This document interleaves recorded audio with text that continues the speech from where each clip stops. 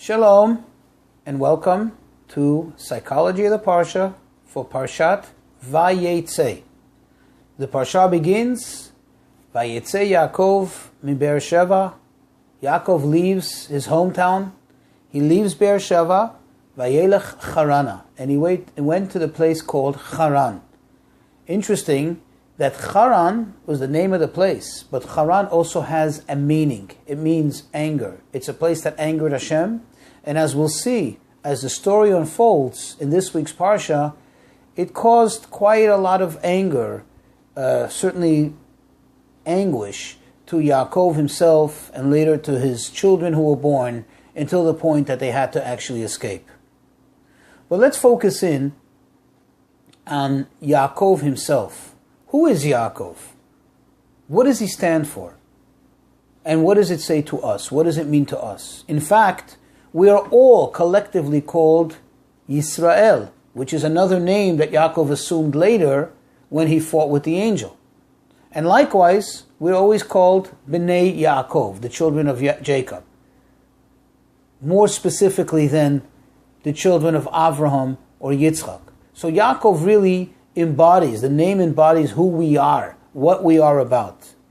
Well, to have a better idea, a closer glimpse at who Yaakov is, we look first in last week's Parsha.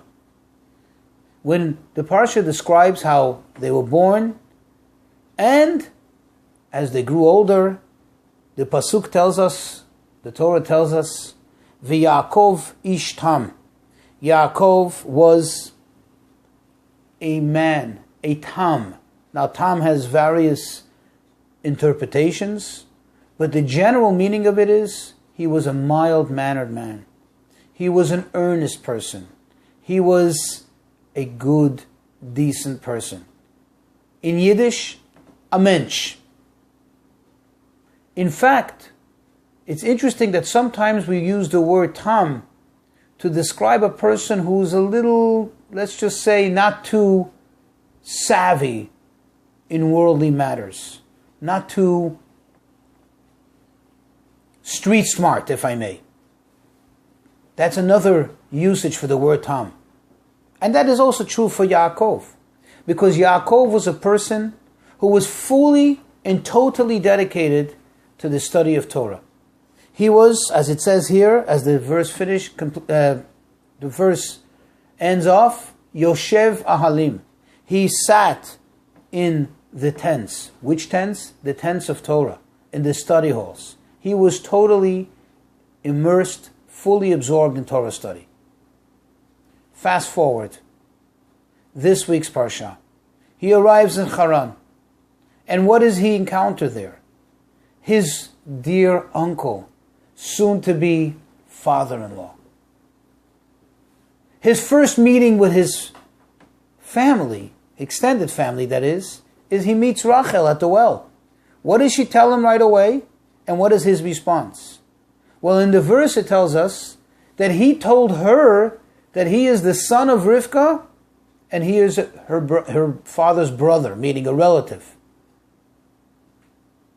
The sages, of course, immediately note and alert us to pay attention to the seemingly repetitive expression. Being the son of Rivka, and Lavan is the brother of Rivka, obviously he is a brother of Lavan, he is a relative of Lavan. Why repeat it? And the sages explain that when he told Rachel, his soon-to-be bride, he says, listen, I am the son of Rivka. Rivka is a tzaddikus. Rivka is this pious woman. I am her son. And I am her son not only biologically, but I take after her. But make no mistake. What you're telling me, and that's what Rachel informed him and said to him, listen, you don't know what you're up against. You don't know what my father is like. He said, don't worry. Don't be concerned. I am his brother. I am his match. I can deal with that. And in fact, throughout the Parsha, we see how Yaakov always tries to be a step ahead. Yes, Lavan had pulled some things on him, but always Yaakov had the way to come out ahead. Yaakov had that ability to outsmart those who try to outsmart him. And that's a very, very important lesson for us, especially as Jews, and even more so as observant Jews. You know, of course, we have to be very, very careful in the way we behave, in the facade, in the appearance that we put out there. Of course, that terrible cliche of, God forbid, people who pass themselves on as religious, but yet are very, very, let's just say, unethical and immoral. That's terrible. That's a chilul Hashem. That's a desecration of God's name, which is the worst of sins. But I'm talking about when a person behaves honestly. A person abides by the standards of Shulchan Aruch, of your basic moral and ethical standards that are acceptable by society.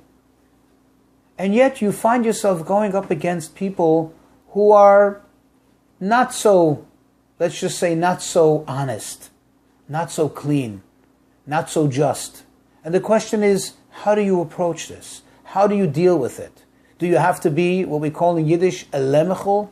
Do you have to be like just a little lamb and just kind of be submissive and eat and take all the conniving, all the injustice? And the answer is no. We learn from Yaakov. As long as you're doing it in a manner that's respectful, in a manner that's not outright, God forbid, thievery or lying, you actually not only can, but you, in fact, I think you should defend yourself and defend what's yours. And that's what we find by Yaakov. Yaakov played with the rules. You want the rules to change? They'll change. But not necessarily will you pull a fast one on me. You know, what comes to mind sometimes when a Jew does stand up and a person of virtue does fight for their rights, again, in a just, in acceptable, and respectful manner, that's in accordance with ethics and morals, what tends to happen is that the other party, namely the bad party, the person who tried to outwit or tried to actually outright steal from him, tends to scream foul.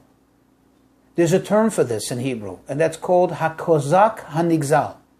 You remember the Cossacks? They overran hundreds of Jewish communities, killing, maiming, pillaging, stealing, whatever they wanted. But imagine the Cossack coming to the judge. Somebody mugged him. That's a term, hakozak hanigzal. Suddenly he's begging, he's asking for some justice. Somebody ripped him off. Somebody hurt him. He who has been hurting everyone and anyone all the time and every time. And that's why not always does it make the Yaakov wrong, because the Lavan comes to him and complains, "What have you done to me?" The real origin or the root of the complaint is because the Lavan is quite upset that the Yaakov outsmarted him. Shalom.